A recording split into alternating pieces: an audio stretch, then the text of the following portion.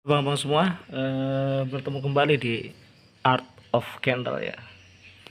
Seni pertarungan antara bearish and bullish. Perhatikan di candle pertama, C1 itu terbentuk hijau panjang. Ini jelas sinyal kuat bahwa buyer mulai menguasai pasar. Harga dibuka rendah, lalu terus kemudian naik, stabil tanpa tekanan berarti. Bodi yang panjang itu menunjukkan dorongan beli yang konsisten, dan penutupan di dekat area high menandakan buyer benar-benar dominan. Ini bisa menjadi pondasi awal bahwa arahnya akan naik. Lalu kemudian muncul candle kedua, C2 nya itu berwarna merah. Sekilas terlihat seperti tekanan seller yang kuat, tetapi ketika saya bandingkan dengan C1, ternyata bodi C2 itu tidak mampu menembus atau menutup di bawah setengah bodi dari C1. Artinya meskipun ada percobaan koreksi dari seller, buyer masih berhasil mempertahankan area kontrol harga. Jadi kombinasi C1 dan C2 ini sebenarnya bukan tanda pembalikan, melainkan fase pengujian kekuatan buyer.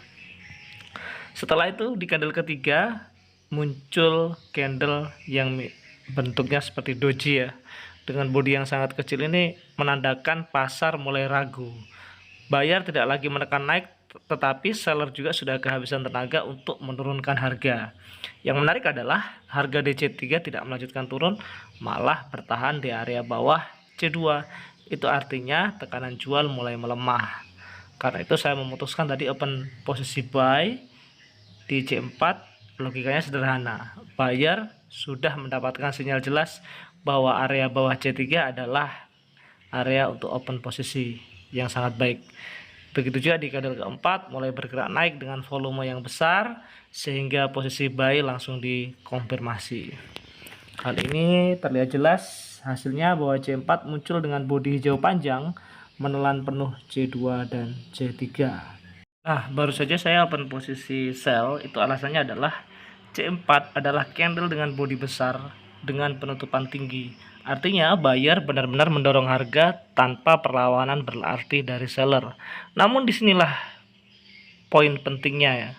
Semakin panjang body bullish, semakin besar kemungkinan terjadi overaction atau kelelahan buyer. Biasanya setelah candle seperti ini market akan melakukan koreksi atau retrace singkat karena sebagian besar pelaku pasar yang sudah buy mulai ambil profit.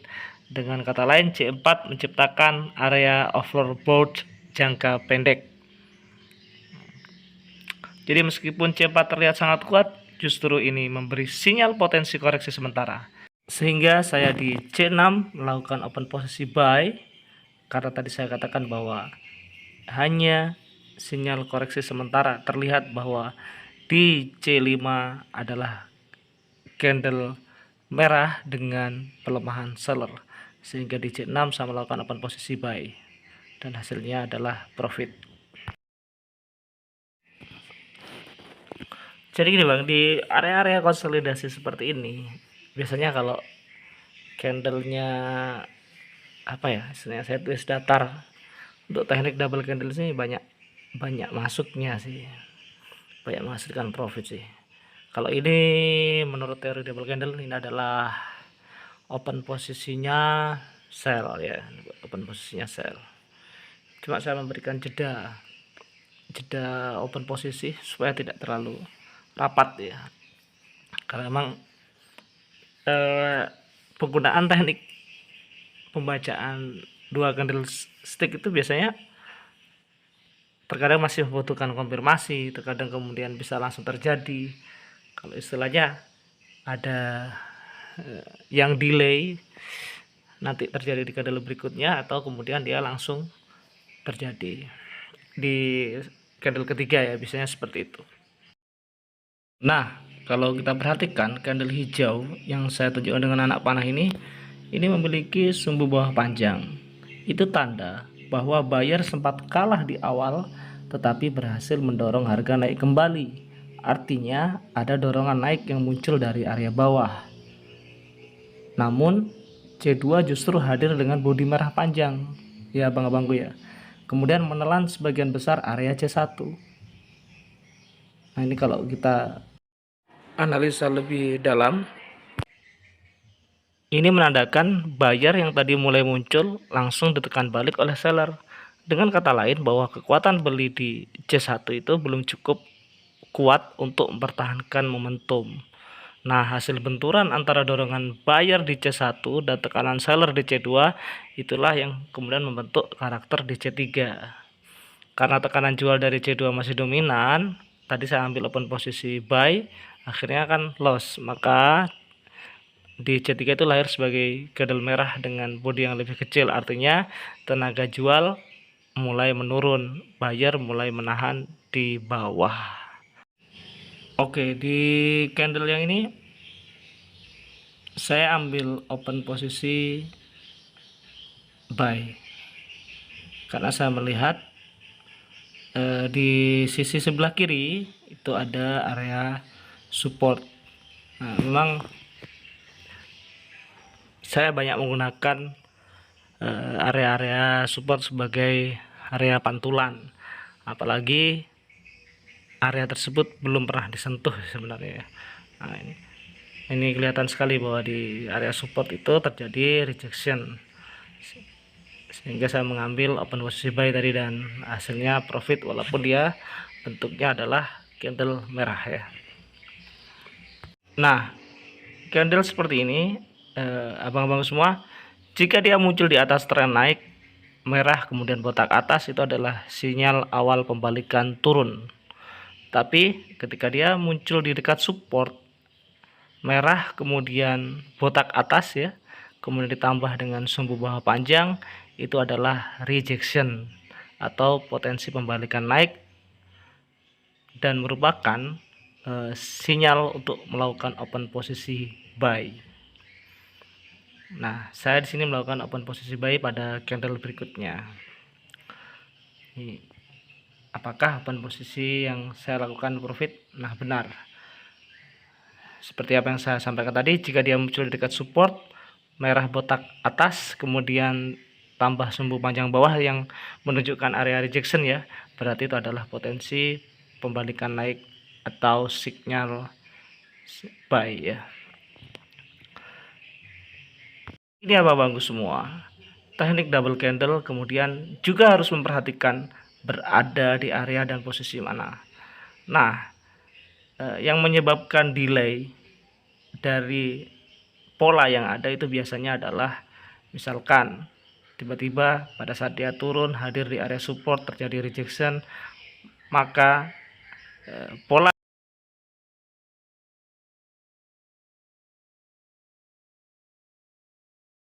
tapi karena kita sedang bermain di binary, jadi otomatis pola-pola seperti itu tidak berlangsung lama ya, walaupun delay tidak berlangsung lama, sehingga ketika saya open posisi sell profit kembali karena melaksanakan dari pola yang pertama. Teorinya kan kalau sama warna gitu ya, merah-merah menembus body sell gitu kan. Nah, kenapa kemudian jadi hijau ya, tadi alasannya adalah berada di area support kemudian terjadi rejection, jadilah hijau. Nah, jadi candle hijau karena di awal tadi polanya adalah double candle kemudian harusnya sell ya, dia laksanakan di candle berikutnya ya, gitu-gitu aja ya bang ya. Nah, ini kembali kita perhatikan candlenya. Nah, kalau di secara teorinya ini adalah open posisi buy dan profit ya, walaupun dia ngambilnya dari sumbu, memang sangat berisiko dia tetap jadi candle warna merah, tapi karena tadi ya alasannya masih sama, memanfaatkan area rejection di support ya. Ini kalau pakai double candle body menembus sama warna harusnya adalah sell. Ini kalau diambil buy, kita lihat hasilnya seperti apa. Apalagi di candle yang sebelum saya open posisi buy ini kan candlenya botak, tapi sumbunya ada sumbu di bawah. Tapi kalau kita perhatikan pada saat dia turun kemudian dia naik, panjang sumbu itu tidak melebihi bodinya, sehingga itu menunjukkan bahwa kekuatan buyer di situ ada namun kecil. Itu kan sumbunya kan sebelumnya kan pendek ya, sehingga dia masih dominan kekuatan seller. Nah, di mana kemudian kita seharusnya open posisi buy? Ya pada saat dia berada di posisi support. Nah, ini adalah posisi ideal. Karena penandanya adalah di candle sebelumnya, sebelum saya open posisi buy ini menunjukkan ada kekuatan buyer, bahwa candlestick ini sempat naik kemudian dia turun kembali. Nah, sehingga ketika dia sampai di support dia open posisi buy, mengandalkan apa yang namanya tadi disebut Bang, rejection ya Bang ya, rejection di area support. Jadi memahami sebuah candlestick itu seperti itu. Kalau kemudian kita open posisi terus salah dalam melakukan pengambilan open posisi, ya tidak apa-apa, karena memang analisa kita kan tidak selalu tepat ya. Yang penting kita memahami mengapa kemudian kita melakukan open posisi buy atau sell, tidak gambling gitu ya Bang ya. Saya mengasumsikan bahwa candle yang terbentuk ini adalah pelemahan seller ya, yang merah tadi di area support kemudian terjadi rejection, menunjukkan kekuatan buyer ada di situ melakukan perlawanan, dan kemudian akhirnya saya mengambil keputusan untuk mengambil open posisi buy. Nah, ini hasilnya ya, gak usah banyak-banyak ya Bang ya.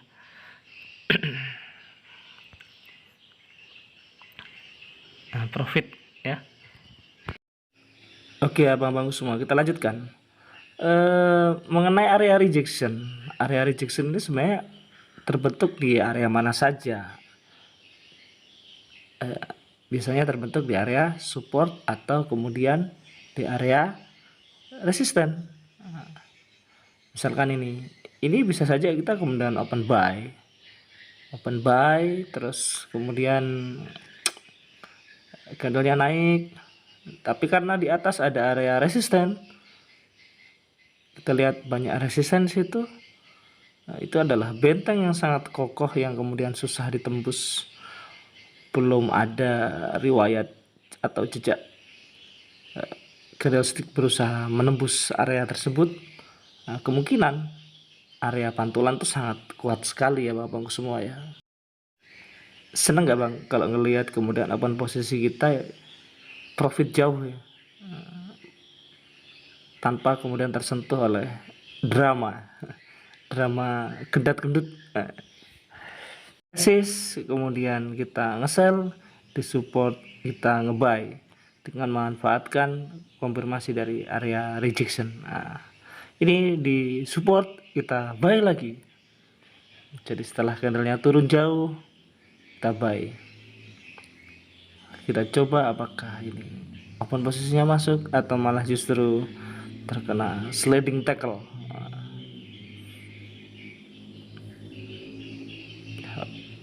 Open posisinya nggak usah banyak-banyak ya Pak ya. Karena di binary itu kan tidak pakai stop loss, maka stop lossnya itu adalah dari kita pribadi, mengatur berapa jumlah open posisi kita. Berbeda dengan forex. Kalau di forex stop lossnya kita bisa atur sedemikian rupa. Nah, profit ya Bang ya. Nah, abang-abangku semua, pernah nggak perhatiin perilaku candlestick setelah terjadi percobaan breakout yang gagal? Rejection yang terjadi sebelumnya itu kan adalah percobaan breakout yang gagal. Misalnya saat candle merah tadi mencoba menembus area support, tapi selalu ditolak beberapa kali, bahkan membentuk sumbu panjang bawah. Itu kan yang terjadi tadi ya. Nah, itu artinya area supportnya masih fresh, masih punya tenaga buyer yang kuat untuk menahan tekanan. Tetapi coba perhatikan candlestick yang sedang berjalan ini. Setelah beberapa kali percobaan, akhirnya support itu mampu ditembus juga. Nah, bedanya kali ini tembusnya bukan pakai candle yang kecil ya abang-abang semua ya, tapi candle yang besar, tegas, tanpa ragu. Artinya apa? Area yang tadinya fresh sekarang udah nggak fresh lagi. Buyer sudah kehabisan tenaga dan pasar memberi ruang baru seller untuk bergerak. Tetapi kita juga harus ingat bahwa semakin panjang body candlestick setelah melakukan breakout, semakin besar kemungkinan terjadi overaction atau kelelahan. Biasanya setelah candle seperti ini, market akan melakukan koreksi atau retrace singkat. Karena ini memang sudah menjadi teorinya bahwa dalam market itu sendiri terjadi pertarungan antara candle bullish dan candle bearish, antara pembeli dan penjual. Gitu ya Bang semua ya. Demikian video yang dapat kita pelajari pada hari ini. Kalau memberi manfaat, jangan lupa like, comment, and subscribe.